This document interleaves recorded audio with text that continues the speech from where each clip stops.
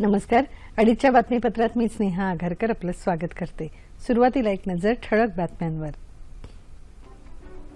जम्मू काश्मीरमधल्या कथुआ जिल्ह्यात सीमा सुरक्षा दलाने दहशतवाद्यांचा घुसखोरीचा प्रयत्न हाणून पाडला. भारतीय दूरचित्रवाणी आणि आकाशवाणी वाहिन्यांवर बंदी घालण्याचा पाकिस्तानचा निर्णय. दर नियंत्रणासाठी 90,000 टन चणा डाळ आयात करण्याचा केंद्र सरकारचा निर्णय. साठेबाजांवर कारवाई करण्याचे राज्यांना निर्देश. देशातल्या कल्पनांची योग्य अंमलबजावणी झाल्यास युवा शक्तीला बळ मिळेल. कलराज मिश्र. पुण्याजवळ चाकण इथे कापसाच्या गोदामाला लागलेल्या आगीत 5 जणांचा मृत्यू. आग नियंत्रणात. सोलापूर जिल्ह्यात अवैध वाळू उपसा प्रकरणी महसूल विभागाची मोठी कारवाई. 45 होड्या ताब्यात. आणि दिल्लीत सुरू असलेल्या एकदिवसीय क्रिकेट सामन्यात भारताविरुद्ध खराब सुरुवातीनंतर न्यूझीलंडचा डाव सावरला. नमस्कार. बातम्या विस्ताराने. जम्मू काश्मीरमधल्या कथुआ जिल्ह्यात सीमा सुरक्षा दलाने दहशतवाद्यांचा घुसखोरीचा प्रयत्न हाणून पाडला. सीमा सुरक्षा दलाच्या वरिष्ठ अधिकाऱ्यांनी दिलेल्या माहितीनुसार काल रात्री 11:15च्या सुमाराला 6 दहशतवादी आंतरराष्ट्रीय सीमेवरून भारतात घुसण्याच्या तयारीत होते. त्यावेळी देखरेखीवर असताना सीमा सुरक्षा दलाच्या जवानांना घुसखोरीचा हा प्रयत्न लक्षात आला. यावेळी भारतीय जवान आणि दहशतवाद्यांमध्ये सुमारे 20 मिनिटे जोरदार चकमक झाली. भारतीय जवानांनी या दहशतवाद्यांना हुसकावून लावत घुसखोरी रोखली. भारतीय दूरचित्रवाणी वाहिन्या आणि आकाशवाणी वाहिन्यांवर पूर्ण बंदी घालण्याचा निर्णय पाकिस्तानच्या प्रसारमाध्यम नियमन प्राधिकरणाने घेतला आहे. उद्यापासून ही बंदी लागू होणार असून तिचं उल्लंघन करणाऱ्यांवर कठोर कारवाई केली जाणार आहे. केंद्र सरकारच्या विनंतीनुसार ही बंदी घालण्याचा निर्णय घेतल्याचं पाकिस्तान इलेक्ट्रॉनिक माध्यम नियमन प्राधिकरणाने म्हटलं आहे. भारतातल्या खासगी वाहिन्यांवरही ही बंदी लागू असेल. जीएसटी अर्थात वस्तू आणि सेवा कर परिषदेची पुढची बैठक येत्या 3 आणि 4 नोव्हेंबरला होणार असून या बैठकीत या कराची दरनिश्चिती होण्याची शक्यता आहे.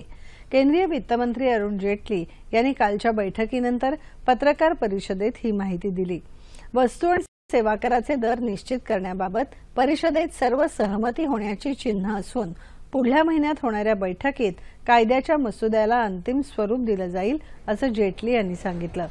12 ते 18% दरम्यान जीएसटीची आकारणी करण्याचा विचार सुरू आहे असं ते म्हणाले.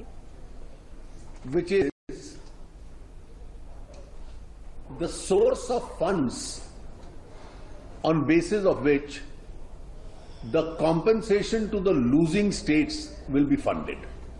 As of today, I'll only say that we have converged towards a consensus. The formal announcement of that after working out the technical details will be made in the next meeting itself. Once that issue is decided, a decision on the rate structure then will become easier. तसंच 6, 12, 18 आणि 26% या 4 स्तरांमध्ये GST आकारण्याचा विचार सुरू आहे.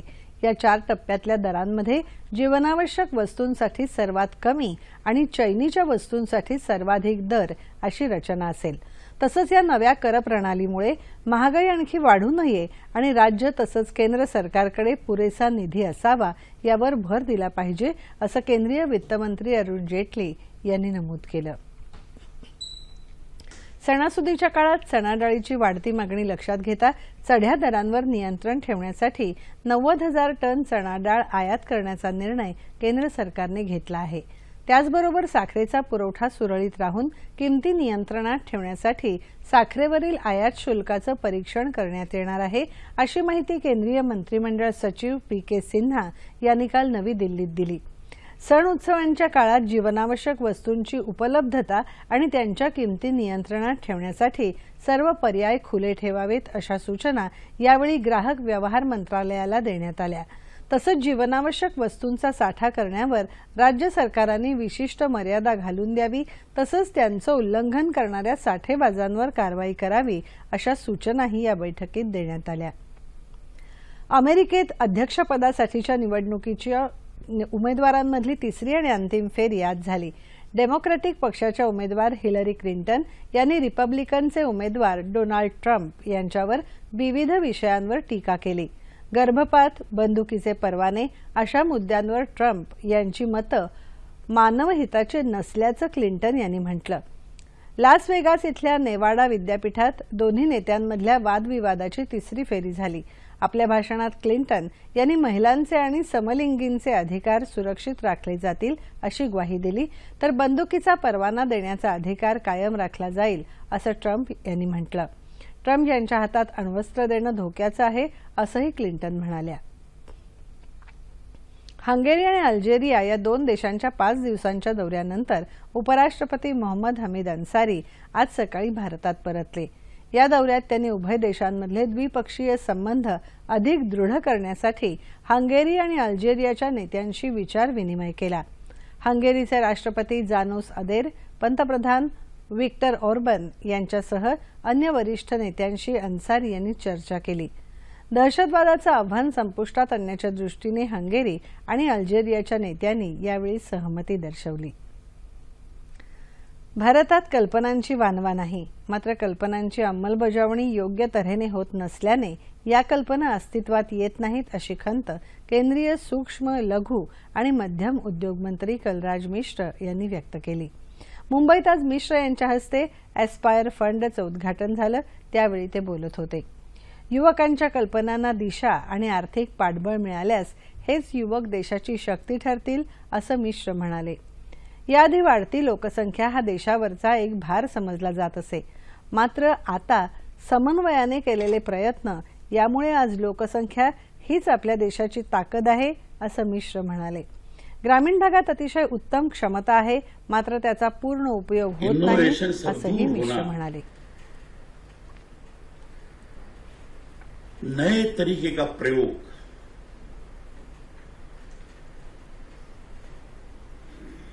Globally economic situation को एक सुनिश्चित दिशा प्रदान करेगा, एक अच्छी स्थिति का निर्माण करेगा. इनोवेशन की आइडिया का सम्मान करते हुए जो उसके अनुसार प्रोजेक्ट बनाता है उसको प्रोत्साहित करना, इस दिशा में अगर हम करने का प्रयास किए तो मैं कह सकता हूं कि उद्यमिता को विकसित करने का ये प्रयत्न हो रहा है. दिल्लीतल्या जवाहरलाल नेहरू विद्यापीठातला एक विद्यार्थी बेपत्ता असल्या प्रकरणाचे पडसाद विद्यापीठात उमटत आहेत. बेपत्ता नजीब अहमद याचा शोध अद्याप न लागल्याप्रकरणी विद्यापीठातल्या काही विद्यार्थ्यांची कुलगुरूंच्या कार्यालयाबाहेर निदर्शनं सुरू आहेत. काल दुपारपासून विद्यार्थ्यांनी कुलगुरूंसह इतर 12 अधिकाऱ्यांना आत कोंडलं आहे. या विद्यार्थ्यांवर कारवाई करण्याचा इशारा कुलगुरूंनी दिला आहे. या प्रकरणी दिल्ली पोलिसांकडून शोध सुरू असून गृहमंत्री राजनाथ सिंग यांनी दिल्लीचे पोलीस आयुक्त आलोक वर्मा यांच्याशी चर्चा केली. या विद्यार्थ्याला शोधण्यासाठी विशेष पथक स्थापन करावं असे आदेश राजनाथ सिंग यांनी दिल्ली पोलिसांना दिले. गृहराज्यमंत्री किरेन रिजिजू यांनीही राजनाथ सिंग यांना या घटनेबाबत सविस्तर माहिती दिली. रिजिजू यांनी ही घटना दुःखद असल्याचं सांगत विद्यापीठाचा हा अंतर्गत प्रश्न आहे, विद्यापीठाची बदनामी होऊ नये यासाठी विद्यार्थ्यांनी संयम ठेवावा असं म्हटलं आहे. एक व्यवस्था होता है, उस व्यवस्था के तहत सबको चलना होता है. लेकिन वो जैसे मैंने कहा, कुछ वहाँ के स्टूडेंट्स के नाम पे जो लोग ऐसे कार्रवाई करते रहते हैं जिससे जेएनयू का भी बदनाम होता है और पूरा छात्र संघ को भी बदनाम होता है. बेपत्ता अहमदचा पत्ता सांगणाऱ्या व्यक्तीला 50,000 रुपयांचं बक्षीस पोलिसांनी जाहीर केलं आहे. या विद्यार्थ्याचा शोध सुरू असून विद्यापीठ प्रशासन पोलिसांना सहकार्य करत असल्याचं कुलगुरू एम जगदीश कुमार यांनी सांगितलं.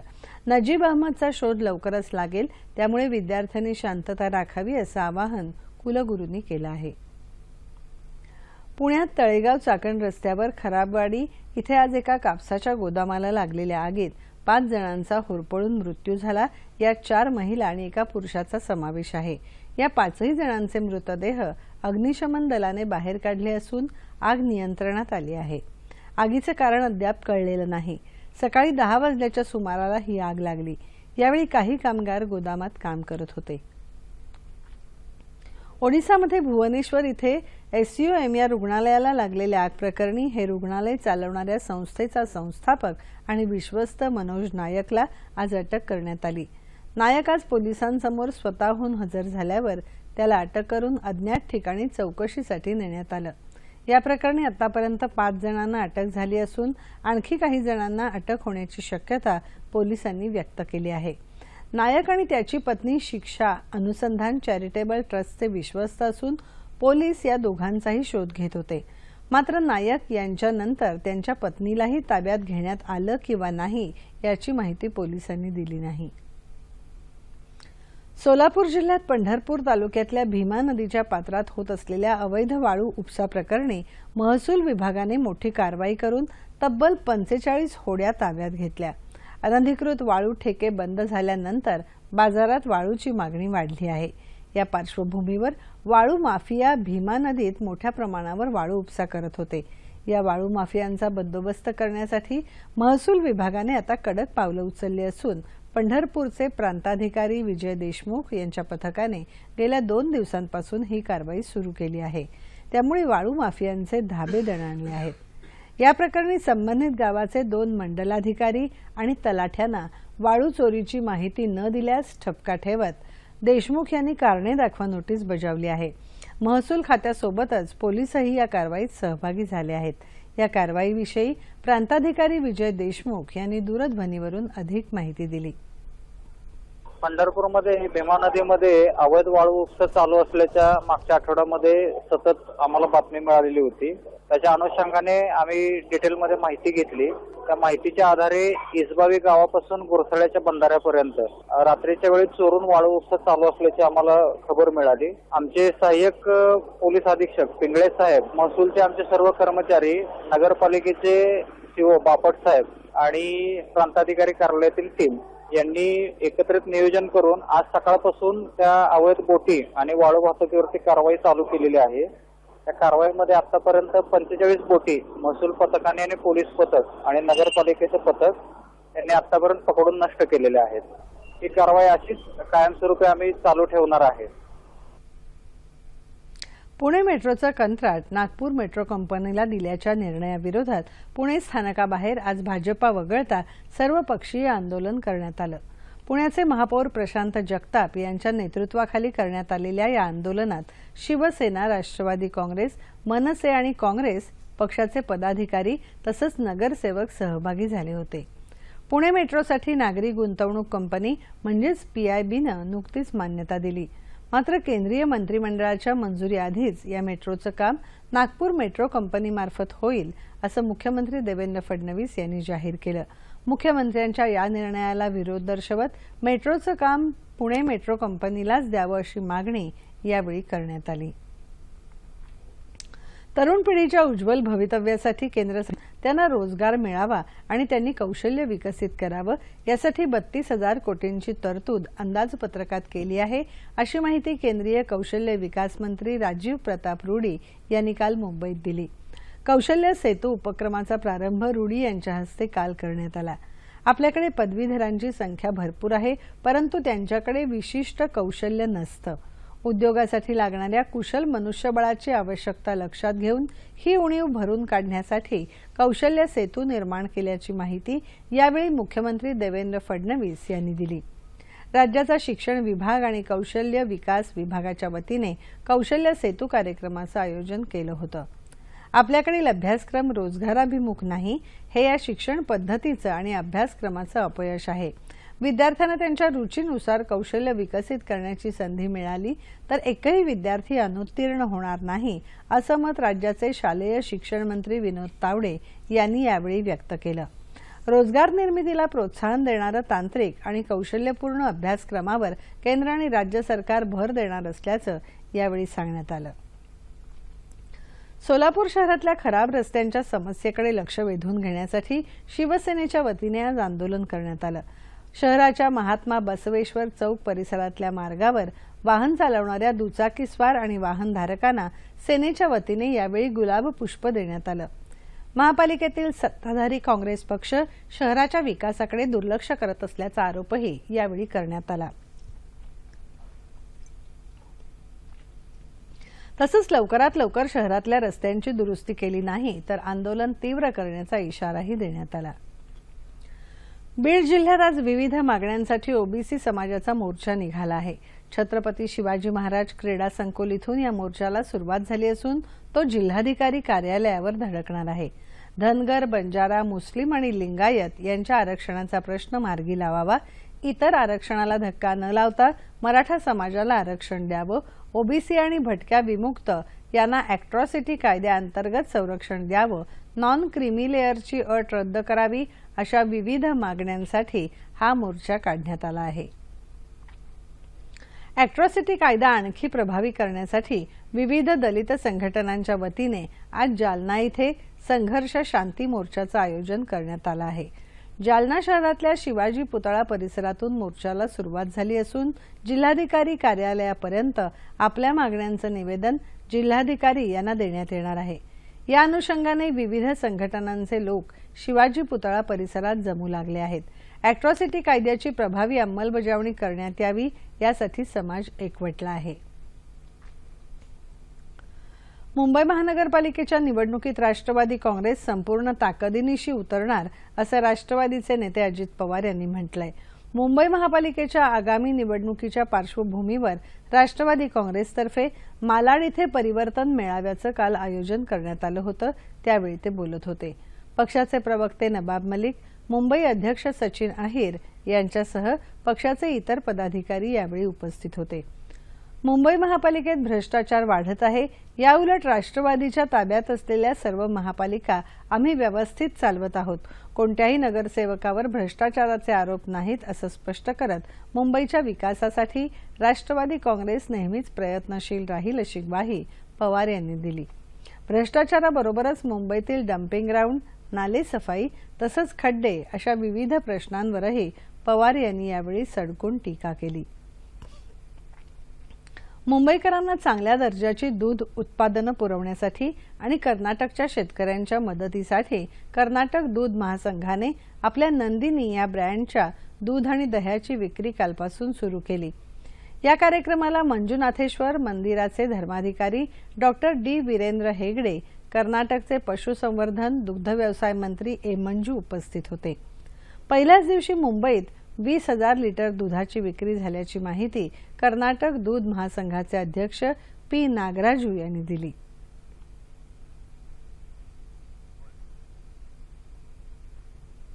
अहमदाबाद इथे सुरू असलेल्या विश्वचषक कबड्डी स्पर्धेत जपानला नमवत थायलंडने उपांत्य फेरीत प्रवेश केला आहे.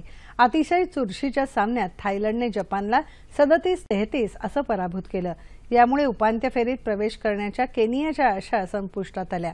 उपांत्य फेरीमध्ये थायलंडची लढत बलाढ्य भारताशी होणार आहे, तर उपांत्य फेरीच्या दुसऱ्या सामन्यात दक्षिण कोरियाची लढत इराणबरोबर होणार आहे.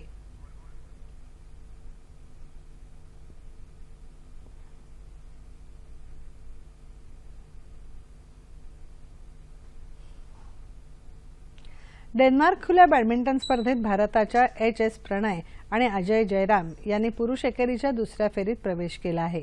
प्रणयने मलेशियाच्या खेळाडूचा 21-13, 19-21 आणि 22-20 असा चुरशीच्या लढतीत पराभव केला, तर अजय जयरामने थायलंडच्या खेळाडूला 21-15, 21-16 असं सहज नमवलं. महिला एकेरीत भारताची एकमेव खेळाडू आणि ऑलिम्पिक रौप्य पदक विजेती पी.व्ही. सिंधूने चीनच्या खेळाडूंचा पराभव करून पुढची फेरी गाठली.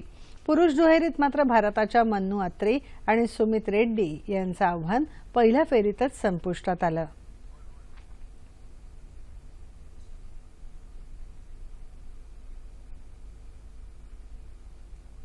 मलेशियामध्ये क्वांटान इथे आजपासून पुरुषांची आशियाई चॅम्पियन्स करंडक हॉकी स्पर्धा सुरू होत आहे. 6 देशांच्या या स्पर्धेमध्ये भारताला विजेतेपदाचा प्रबळ दावेदार मानलं जात आहे. स्पर्धेच्या सलामीच्या सामन्यांमध्ये आज भारताची लढत जपानशी तर मलेशियाची लढत गतविजेत्या पाकिस्तानबरोबर होणार आहे. भारतीय संघ या स्पर्धेत चांगली कामगिरी करेल अशी अपेक्षा भारतीय संघाचे प्रशिक्षक रोलंट ऑल्टमन यांनी व्यक्त केली आहे.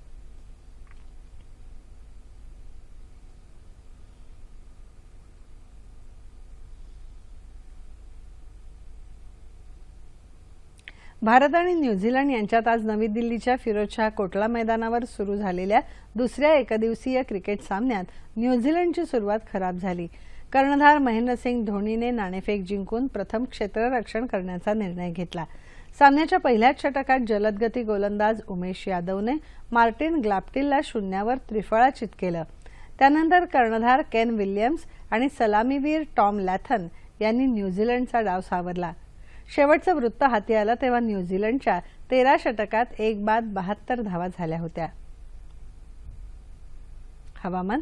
येत्या 24 तासात दक्षिण कोकणात तुरळक ठिकाणी मेघगर्जनेसह पाऊस पडेल, तर याच काळात उर्वरित राज्यातलं हवामान प्रामुख्याने कोरडं राहील असा अंदाज हवामान विभागाने वर्तवला आहे. ठळक बातम्या पुन्हा एकदा. जम्मू काश्मीरमधल्या कथुआ जिल्ह्यात सीमा सुरक्षा दलाने दहशतवाद्यांचा घुसखोरीचा प्रयत्न हाणून पाडला. भारतीय दूरचित्रवाणी आणि आकाशवाणी वाहिन्यांवर बंदी घालण्याचा पाकिस्तानचा निर्णय. दर नियंत्रणासाठी 90,000 टन चणा डाळ आयात करण्याचा केंद्र सरकारचा निर्णय. साठेबाजांवर कारवाई करण्याचे राज्यांना निर्देश. देशातल्या कल्पनांची योग्य अंमलबजावणी झाल्यास युवा शक्तीला बळ मिळेल. कलराज मिश्र. पुण्याजवळ चाकण इथे कापसाच्या गोदामाला लागलेल्या आगीत 5 जणांचा मृत्यू. आग नियंत्रणात. सोलापूर जिल्ह्यात अवैध वाळू उपसा प्रकरणी महसूल विभागाची मोठी कारवाई. 45 होड्या ताब्यात. आणि दिल्लीत सुरू असलेल्या एकदिवसीय क्रिकेट सामन्यात भारताविरुद्ध खराब सुरुवातीनंतर न्यूझीलंडचा डाव सावरला. याबरोबरच हे बातमीपत्र संपलं. पुन्हा भेटूया संध्याकाळी 5 वाजता सह्याद्री वाहिनीवर.